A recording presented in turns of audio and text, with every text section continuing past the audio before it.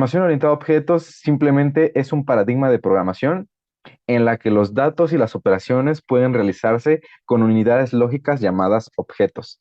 O sea, es decir, como que de alguna forma entramos como en un nuevo mundo en el que el protagonista, por decirlo así, de este tipo de programación son los objetos y todo se rige a través de ellos. Un objeto lo podemos representar como los conceptos del dominio de programa. Y aquí hay un par de ejemplos, como por ejemplo un estudiante, un coche, un teléfono, etcétera, ¿no? Son como aquellos objetos que tienen como propiedades en sí, ¿no? Supongamos que nosotros hablamos de una tarjeta de crédito y esta tarjeta de crédito nosotros la vamos a representar como un objeto en programación, ¿no? Entonces, la tarjeta en sí va a ser un objeto de programación. Y ahora, vamos a ver qué son los atributos y métodos siguiendo este mismo ejemplo de la tarjeta de crédito.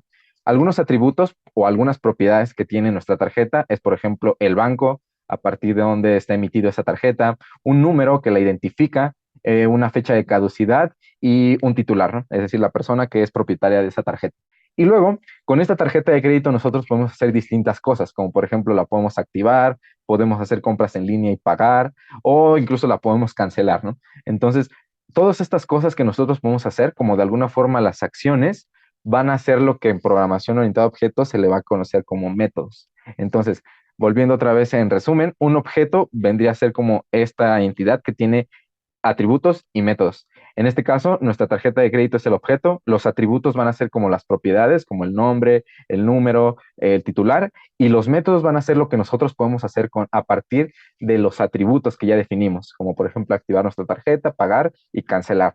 Vamos a ver un par de ejemplos de cosas que nosotros ya hemos hecho y que hemos estado trabajando. De hecho, casi desde el inicio nosotros hemos empezado a trabajar con objetos y también con métodos. Vamos a ver un par de ejemplos. Nosotros vimos cadenas de texto y que estas cadenas tienen un método que se llama .upper. Y lo que hacía este método únicamente es que la cadena de texto la transformaba en la misma, pero con las letras en mayúsculas. Entonces, ¿cuál es el objeto en este caso? El objeto es la cadena de texto. Ese es el objeto que utiliza Python y el método upper, justamente como su nombre lo indica, es un método de ese objeto. Entonces, ese es un ejemplo que ya hemos trabajado. Otro ejemplo, las listas veíamos que tienen una función que es append y lo que hacía esto era que por medio de esa función nosotros podíamos agregar nuevos elementos a nuestra lista. Entonces, otra vez, nuestro objeto vendría a ser la lista y nuestro método vendría a ser la función .append. Y justo se va viendo como esta analogía de la tarjeta de crédito, ¿no? Es decir, teníamos un objeto y con ella podíamos hacer varias cosas como compras. En este caso, nuestra lista es el objeto y lo que podemos hacer es añadirle nuevos elementos. Entonces, ese es el método. Un diccionario también lo podríamos ver como un objeto. Entonces, creamos aquí un diccionario.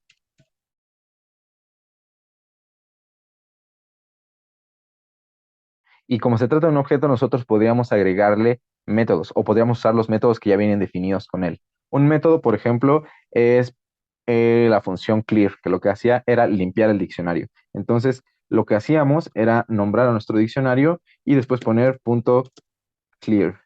Y esto así es el objeto y le estamos aplicando un método.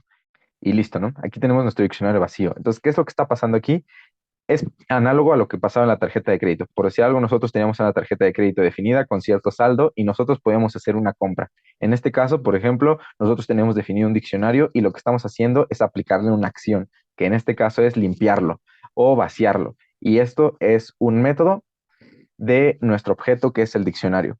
Y ahora introducimos un nuevo concepto que se llaman clases. Vamos a ver qué es una clase. Una clase se puede pensar como un molde a partir del cual se van a crear nuestros objetos. Es decir, por ejemplo, regresando al ejemplo de las tarjetas de crédito, una clase podría ser en general la clase que define a las tarjetas, ya sea, por ejemplo, de débito o de crédito. Eso es lo que nosotros podemos entender como una clase, como un molde a partir del cual nosotros podemos crear distintos tipos de objetos. Algunas de las clases que ya hemos visto son justamente la de los tipos de datos distintos que hay en Python. Y de hecho, por ejemplo, cuando nosotros usábamos la función type, cuando queríamos ver qué tipo de dato nos estábamos refiriendo, veíamos que aparecía cosas como class y, por ejemplo, int, que se refería a la clase de los enteros. Y decíamos que esto tenía que ver con programación y todo objetos, ¿no? Y la cuestión es esta, que la clase define en general como al tipo de dato que es.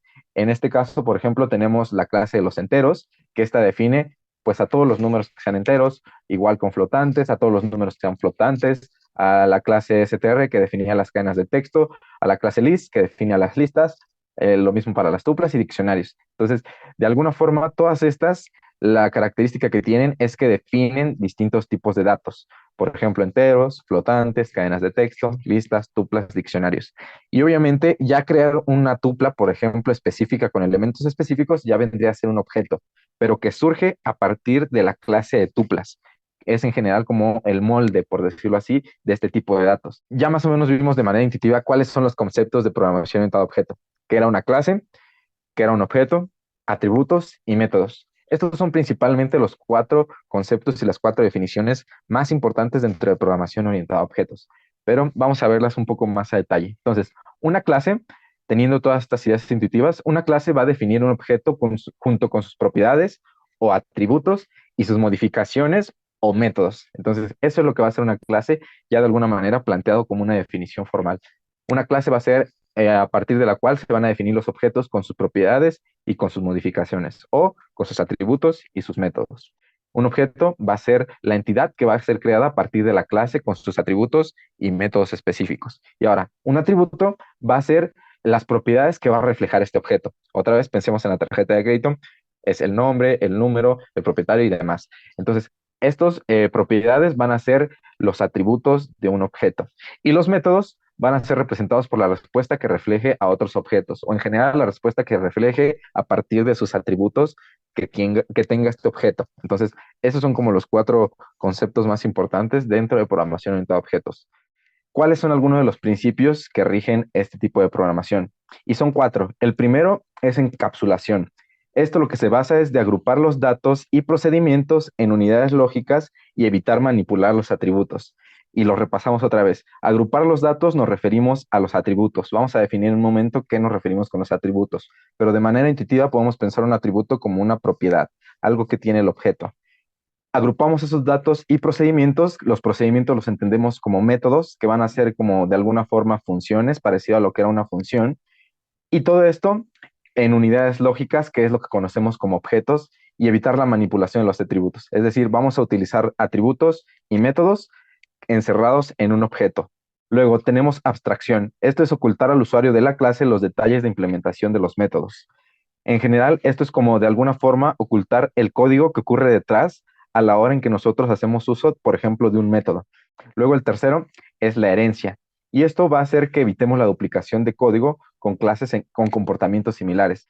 Y por último, el polimorfismo, que lo que hace esto es redefinir los métodos de la clase madre en las hijas cuando se requiere un comportamiento distinto. Esto va muy ligado a lo anterior, que es la herencia. De hecho, aquí habla, por ejemplo, de un tema como clase madre y clase hija, que justamente esto tiene que ver con que hereda propiedades, pero a la clase hija en este caso, pues se le dan distintos métodos o distintas propiedades, como que se le agregan, por decirlo de alguna forma, ¿no?